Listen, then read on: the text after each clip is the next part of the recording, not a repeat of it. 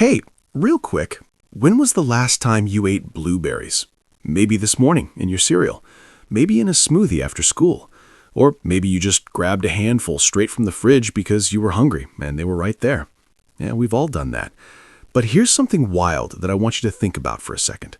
That little blueberry you just popped in your mouth, someone either shook it off a bush with a giant vibrating machine or picked it by hand, one by one, faster than you can probably tie your shoes. And right now, as you're watching this, both of those things are happening somewhere in America on a scale that is honestly hard to wrap your head around. The United States grows over 1 billion pounds of blueberries every single year. 1 billion. And most people, including most adults, have absolutely no idea how that happens. Today, we're going to change that.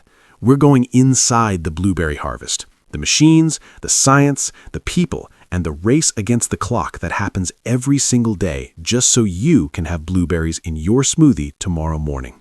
Let's go.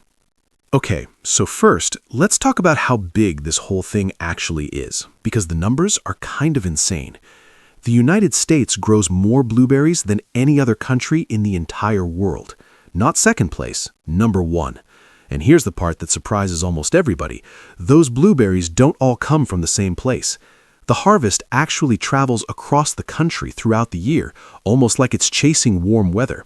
It kicks off in Florida and Georgia around April when the weather there starts warming up. Then it moves north to the Carolinas and New Jersey in June and July.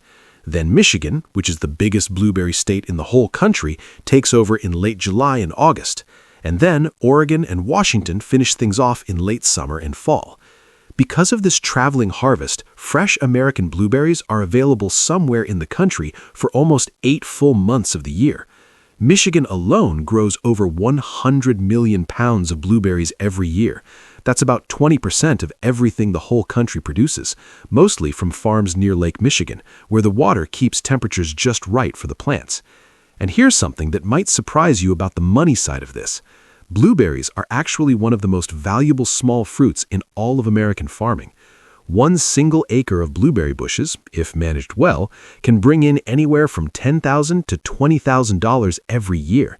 This is a seriously big industry. Now, here's where things get really interesting, and a little different from most crops you might have learned about. Blueberries don't grow from seeds that farmers plant every year. They grow on bushes. And these aren't just any bushes. These are bushes that can live and keep producing fruit for 50 years or more. Think about that. A farmer who plants a blueberry field this year might be handing that same field down to their kids and then their grandkids. It's more like planting a little forest than planting a garden. But before any bush goes in the ground, the farmer has to deal with something most people would never think about: the soil. And this is where blueberries are genuinely weird in the best possible way. Blueberries need soil that is extremely acidic to survive and thrive. We're talking a pH level between 4.5 and 5.5 on the acidity scale. To give you a comparison, that's actually more acidic than your morning coffee. Most plants would just wilt and die in soil that acidic, but blueberries? They love it. They need it. Without it, they can't properly absorb nutrients from the ground and the whole plant suffers. So farmers who don't naturally have acidic soil, and a lot of them don't, have to spend months and sometimes a full year or two adding things like sulfur, pine bark, or peat moss to get the chemistry just right before they even think about planting. Once the soil is ready, the young blueberry plants, usually already 1 to 2 years old when they arrive from the nursery, get planted in rows about 4 to 6 feet apart from each other. And then comes the hardest part for any farmer: waiting. A blueberry bush doesn't produce enough fruit to sell for 3 to 4 full years after it's planted. 3 to 4 years of watering it, pruning it, protecting it, and managing it with no money coming back from those plants at all. That takes a serious amount of faith and patience. But once those bushes finally mature, something really beautiful happens every spring. The plants burst into bloom with hundreds of tiny white bell-shaped flowers, almost like little hanging lanterns all along every branch. And every single one of those flowers has the potential to become a blueberry, but only if it gets pollinated first. That's where the bees come in. Blueberry farms absolutely depend on bees to survive. Many large farms actually rent beehives and bring them in by the truckload during bloom season, placing them at regular intervals throughout the fields so bees can reach every flower. Without enough bees doing their job, far fewer flowers turn into berries, and that means far less fruit and far less income. Bees aren't just a nice addition to a blueberry farm, they are as essential as the soil and the water. After the bees do their work, the tiny berries start forming and slowly growing over the next 60 to 80 days. But here's something that makes blueberries extra tricky to harvest. Not every berry on the same bush ripens at the same time. You can look at a single cluster and see green berries, pink berries, and deep blue ripe berries all sitting right next to each other. This means farmers can't just come through once and pick everything. They have to walk those same rows multiple times, taking what's ready each time and leaving the rest to catch up. Now here's the part of this story that gets really exciting: harvest day. And what makes blueberries so special is that there are actually two completely different ways to pick them, and which one gets used depends entirely on where those berries are going to end up. Most blueberries that end up frozen, dried, juiced, or baked into muffins and pancakes are picked by a machine. And this machine is genuinely one of the coolest pieces of farm equipment you've probably never heard of. It's called a mechanical harvester, and the way it works is almost like magic when you see it for the first time. The machine drives slowly down a row of blueberry bushes, straddling the row completely so the bush is right in the middle of it. Inside the machine are rows of flexible rubber rods that vibrate at a very specific speed, fast enough to shake the ripe berries loose from the stems, but not so fast that it damages the bush or knocks off the berries that aren't ready yet. The shaken berries drop down onto moving conveyor belts inside the machine, which carry them up through a cleaning system where fans blow away leaves, stems, and bits of debris. By the time those berries come out the other end into collection bins, they're already partially cleaned and sorted. One of these machines can work through a 300-foot-long row of blueberry bushes in just a few minutes.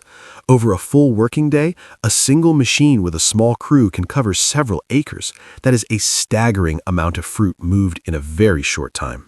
But here's where things get different for the blueberries you see in those little plastic pint containers at the grocery store. Those fresh blueberries, the ones you eat straight from the container, are almost always picked completely by hand.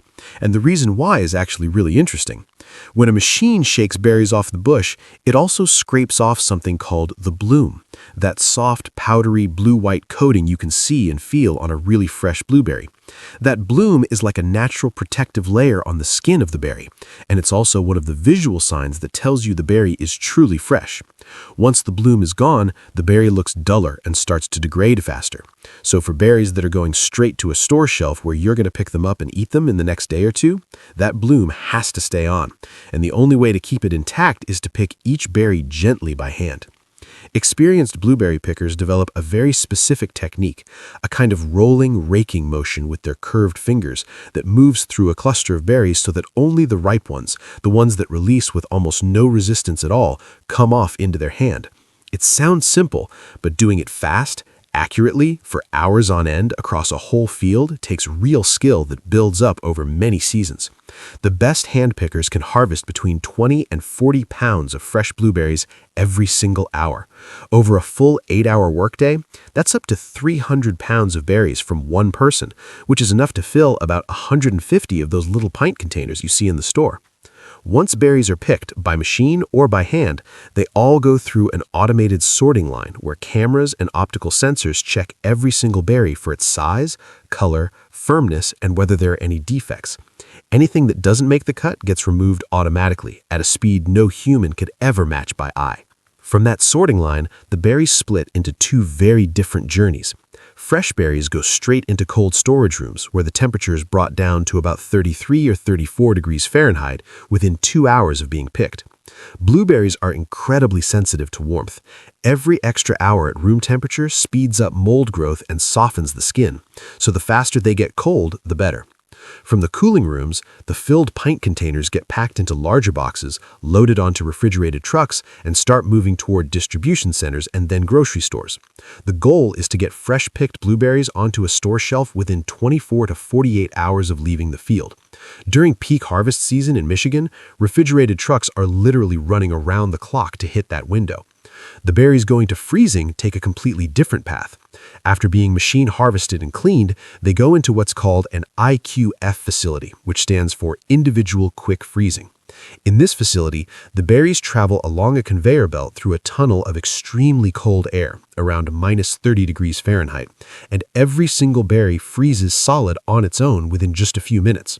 This is exactly why frozen blueberries pour out of the bag as individual berries, instead of one big frozen clump. Each one froze separately before they were packed together, so they never had a chance to stick. Once frozen this way, blueberries can stay good for 18 to 24 months without losing much of their nutrition or taste. And here's a fact that genuinely surprises most people. Frozen blueberries can actually have more antioxidants than fresh blueberries that have been sitting in a truck or on a store shelf for several days. When you freeze a berry right at peak ripeness, you lock those nutrients in place. Time and warmth slowly break them down in fresh berries. So your frozen blueberry smoothie? Actually really good for you. Now let's talk about the people who make all of this possible, because this is honestly the most important part of the story. Despite all the machines, despite all the technology, blueberry farming, especially for the fresh market, still depends enormously on human hands and human skill. During peak season in Michigan alone, tens of thousands of seasonal workers come to the fields. Many of them are migrant farm workers, people who travel from state to state following the harvest trail, starting in Florida in spring and working their way north through the summer as each region's blueberry season opens. For many of these workers, this isn't just a summer job. It's a way of life that their parents had and their grandparents had before them. They know these fields, they know these bushes, and the skill they bring to this work is genuinely impressive. It's not something you can learn in a week or even a season. The very best pickers develop what experienced growers call a berry sense, this almost instinctive feel for the exact right amount of pressure, the right angle, the right speed to move through a cluster and take only what's ready. That kind of feel takes thousands of hours to build. But the industry is facing some really serious problems right now. Finding enough workers each season is getting harder every year as younger generations move towards city jobs and away from farm work. For machine-harvested processing berries, this matters a little less. The machines are taking over more of that work. But for premium fresh market berries, human pickers are still irreplaceable, and the shortage is real.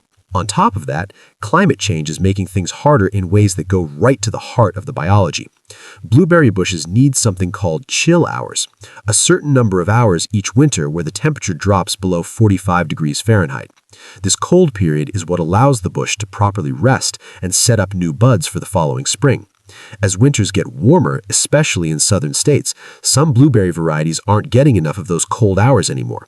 Yields are dropping. Farmers are being forced to switch to different varieties or move their operations further north just to find enough cold weather. And there's another problem that arrived in the US back in 2008 and has been causing headaches ever since: an invasive fruit fly from Asia called the spotted-winged Drosophila.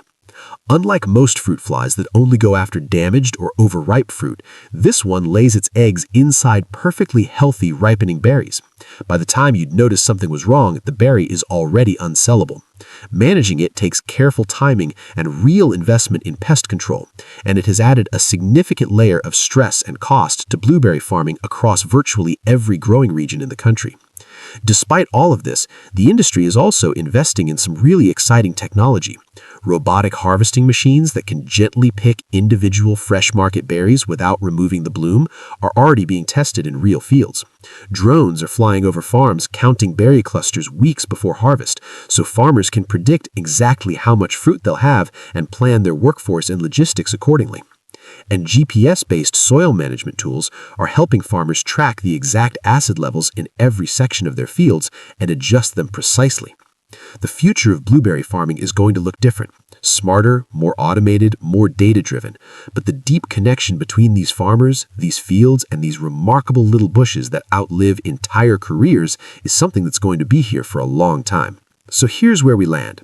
We started with a blueberry in a bowl of cereal, something so small and ordinary you barely notice it, and we ended up inside one of the most scientifically complex, logistically impressive, and deeply human food stories in the entire country.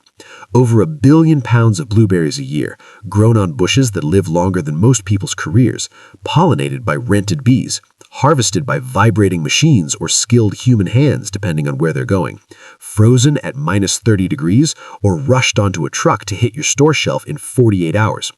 All of it happening on a scale most of us never stop to think about. The next time you eat a blueberry, fresh out of a pint container or poured frozen into a blender, take 1 second to really think about where it came from.